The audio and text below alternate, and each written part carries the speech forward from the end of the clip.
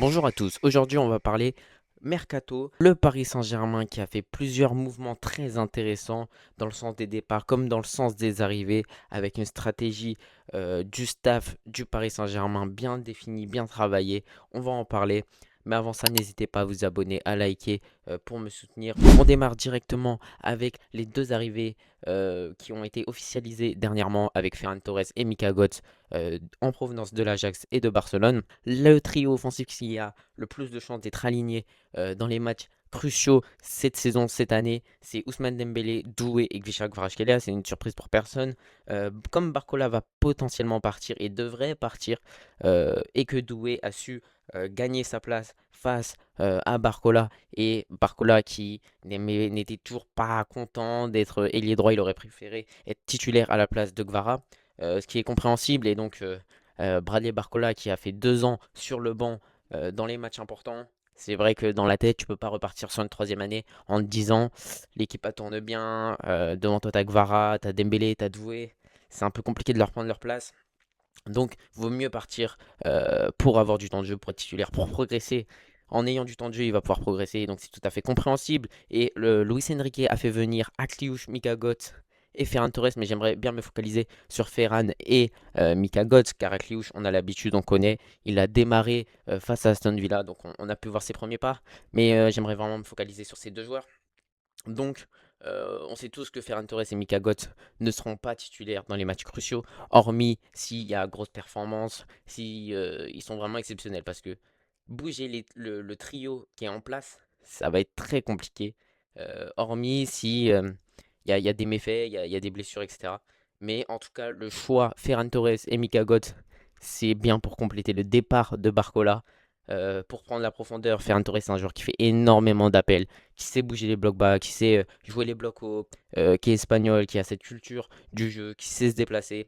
En revanche, Mika Götze, on verra après, mais il y a quand même des petits points qui me dérangent un peu, même si c'est un joueur qui prend assez souvent la profondeur, mais ce n'est pas la vitesse de Barcola, ce n'est pas la percussion que Barcola peut apporter, mais il va pouvoir progresser sous Luis Enrique, et c'est ça le principe. Et quand on regardait le marché des ailiers, c'est vrai que c'est en baisse. C'est en baisse parce qu'à l'époque, on avait des Gareth Bale, on avait des Di Maria, on avait plein de profils différents, mais plein de joueurs extraordinaires, tandis que le marché est en baisse, comme à tous les postes quasiment. Mais bon, c'est le football, il faut s'adapter. Et quand on regarde, c'est vrai qu'on a fait quand même le meilleur choix pour les Français et pour les Parisiens euh, en prenant ces deux joueurs-là. Parlons plus précisément de Ferran Torres, joueur que vous connaissez tous, qui a joué au Barça, qui a été formé à Manchester City si je ne me trompe pas, qui a joué dans un autre club espagnol, Valence ou Bilbao, j'ai un doute, qui a connu Luis Enrique, qui connaît très bien Luis Enrique, parce qu'il l'a eu en tant que sélectionneur, il l'a eu en tant que coach. Donc voilà. Euh, Joueur de profondeur, comme je le disais, qui fait énormément d'appels. Il a joué 9 cette saison, mais il s'est joué sur les 3 postes offensifs. Donc, c'est les principales qualités qu'il a. C'est qu'il est polyvalent, il comprend le jeu, comme je vous le disais, et il a une certaine maîtrise technique dans les petits périmètres, etc. Le seul petit bémol, c'est sa finition. On l'a vu sur différents extraits contre Chelsea, en Liga, quand il vendange, quoi, quand il mange les actions offertes par ses partenaires. C'est vrai que ça peut être dérangeant dans les grands moments, mais quand on sait qu'il aura plus le rôle de Gonzalo Ramos, même si c'est un profil totalement différent, mais il occupera principalement ce rôle-là, hormis s'il est vraiment extraordinaire. Il gagne sa place face à Dembélé, ce qui me choquerait pas, car Dembélé est en déclin, il prend de l'âge au fur et à mesure, et c'est peut-être pour ça qu'on a préféré un Torres, c'est pour penser à l'avenir côté Paris Saint-Germain. Donc voilà, on verra bien, mais en tout cas, voici les principales qualités et son petit bémol, on va dire. Et il est parfois irrégulier. Mika Götze, qu'on connaît très peu, car c'était sa première ou deuxième saison chez les professionnels. C'est un joueur de percussion, il est rapide, il est vif, excellent techniquement, mais quand on est recruté par le Paris Saint-Germain, à partir de maintenant, enfin à partir du projet de Luis Enrique, c'est évidemment qu'on est à l'aise techniquement, qu'on sait sortir des petits périmètres, qu'on comprend le jeu, qu'on sait ce qu'on veut faire, car on l'a bien vu, la cellule de Mercato de Luis Campos est bien définie. On l'a vu avec Rodrigo Mora, on l'a vu, ça scrute tout, ça scrute quand on va faire du shopping, comment on gère son argent, les liens qu'on a avec notre famille. Voilà, donc il y a vraiment un espace très très très impartial où si tu le malheur d'acheter trop pendant ce jour-là, t'es mort, quoi. Et donc, tu signes pas. Et donc, on l'a bien vu, la cellule est bien définie. Un joueur du Paris Saint-Germain, il doit rentrer dans la mentalité. En fait, il doit rentrer dans toutes les cases que le PSG impose. On en reparlera après parce qu'il y a un joueur qui ne l'a pas respecté. Et revenons à Mika Götze. Il prend la profondeur et décroche. Aussi, c'est vrai qu'avec le départ, le potentiel départ de Barcola, c'est sûr qu'il va falloir un joueur de profondeur, mais qui sait alterner aussi, car il ne faut pas que de la profondeur. Et Mika Götze est un très bon exemple. Donc voilà, et c'est vrai que son défaut, c'est d'être individualiste. Sur les extraits qu'on a pu voir postés sur les réseaux sociaux, on a vu qu'il aimait beaucoup dribbler, il aimait beaucoup toucher le ballon, et des fois il aurait pu faire la passe, mais il va dribbler les mecs, ok ça marche. Mais en Ligue 1, le niveau, on le sait tous, il est plus élevé que dans le championnat hollandais. En Ligue des Champions, une erreur, tu le payes cash.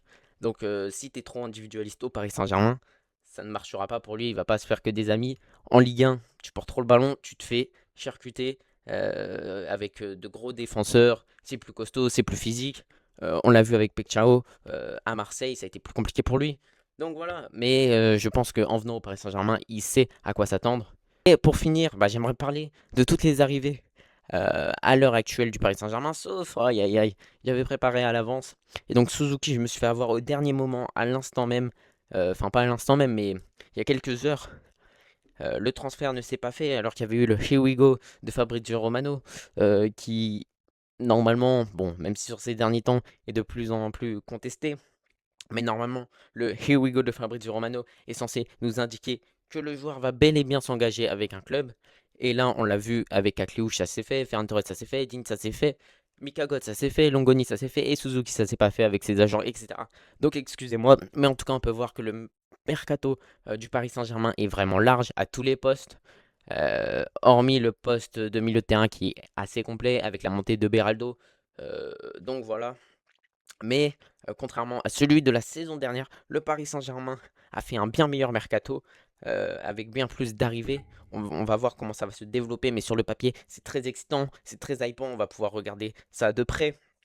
Comment Ferran Torres va s'adapter au groupe, comment Mika Götze va s'adapter à la Ligue 1 et à la Ligue des Champions. Est-ce que Atlouche va pouvoir aller titiller les titulaires? Est-ce que Digne va pouvoir bien aider Nuno Mendes et pouvoir peut-être le concurrencer? Le seul petit bémol, c'est les gardiens de but.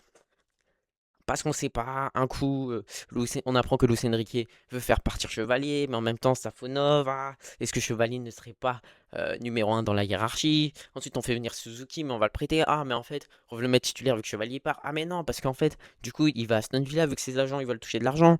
Ah, c'est compliqué parce qu'en plus, on a prêté notre troisième gardien. Ah là là. Un vrai enfer, les gardiens au Paris Saint-Germain, et ça l'a toujours été avec l'erreur Navas-Donnarumma de les mettre en concurrence. Voilà, il y a quand même un passé, mais c'est un peu plus problématique sur le poste de gardien de but. Moi, personnellement, j'aimerais redonner une chance à Chevalier, même si je sais que certains vont pas être d'accord. La plupart des personnes ne sont pas d'accord avec moi, mais je comprends pas ce qui vous a fait Chevalier, tout simplement, parce que Chevalier, on l'a trop lancé trop rapidement. Ici, une direct, on le fait jouer face à Tottenham, une finale de Super Coupe d'Europe. Chevalier qui n'avait jamais joué une seule finale de toute sa carrière, si je me trompe pas, à seulement 23 ans.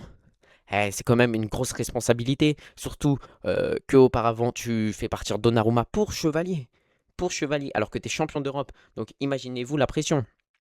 Et voilà, c'est quand même particulier Chevalier, parce que durant le règne de Donnarumma, quand il n'était pas performant, et que Lille était performant en Ligue des Champions face à l'Atlético Madrid, face au Real, face à la Juve, et qu'on disait ah mais Chevalier il est trop fort, pourquoi il vient pas au Paris Saint-Germain? Donnarumma à côté de ça il fait des boulettes, il est même pas titulaire, Safonov a pris sa place. Mais pendant que Lille après s'est fait éliminer, et que pardon excusez-moi, Donnarumma est redevenu bon, là on a dit ah mais Donnarumma il est trop fort machin, et on avait oublié Chevalier. Sauf que quand Luis Enrique fait partir Donnarumma pour Chevalier, les gens ils se disent ah mais c'est quoi ça machin et tout. Ensuite il fait son premier match face à Tottenham, il y a deux boulettes, mais sur la séance de penalty il nous fait gagner.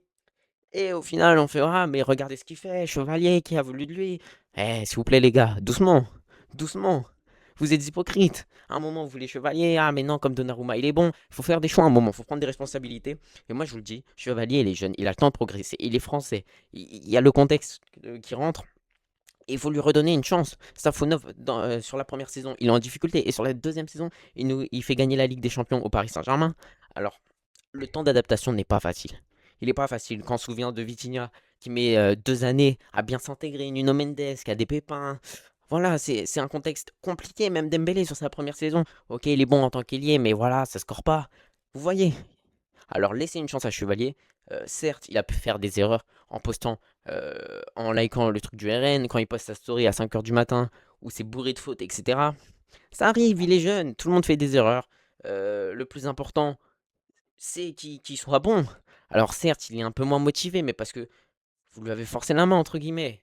Vous, à chaque match qu'il fait, à chaque erreur, chaque passe, c'est scruté.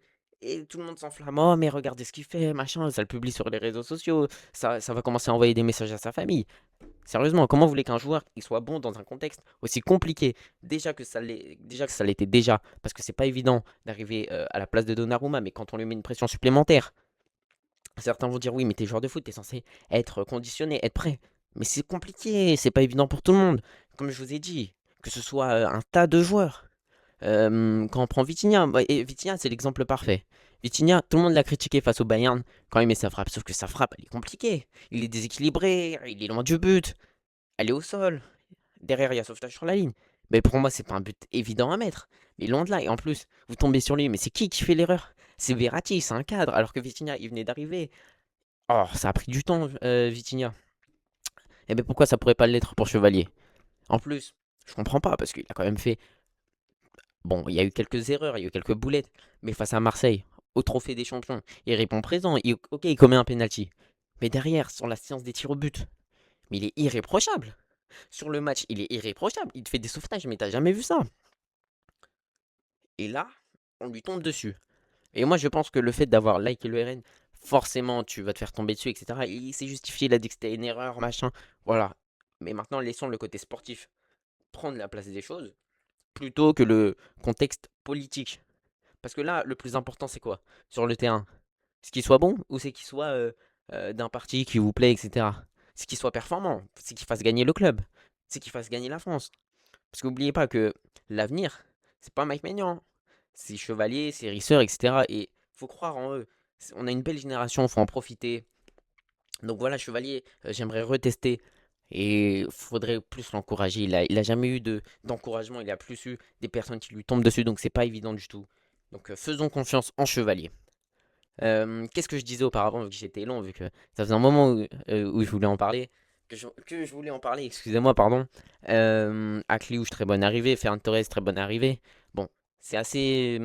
On peut dire qu'il n'y a pas vraiment de titulaire là-dedans. Il y a plus des joueurs qui vont essayer de gagner une place et faire de bonnes entrées en complétant les départs. Gonzalo Ramos, Lee, potentiellement Barcola avec Mika Gotts. Donc voilà. Le mercato est loin d'être fini car Paris pourrait penser à un autre offensif, un dernier offensif, ou bien un défenseur central qui pourrait jouer à droite, même si tu as Zaïre Emery, il est époustouflant, il est somptueux, Zaïre Emery, il sait jouer tous les postes.